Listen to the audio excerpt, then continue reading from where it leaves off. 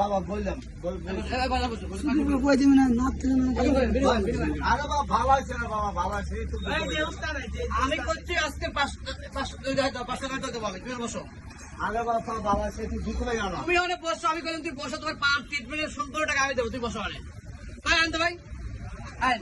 আরে ভাই তা ভালো আছে একটু দুঃখ আমি আল্লাহর কসম করে করছি, তোমার সম্পূর্ণ ট্রিটমেন্টের টাকা যা লাগে আজকে চাউল 10 টাকা দেবো, তুই বসো অনেক।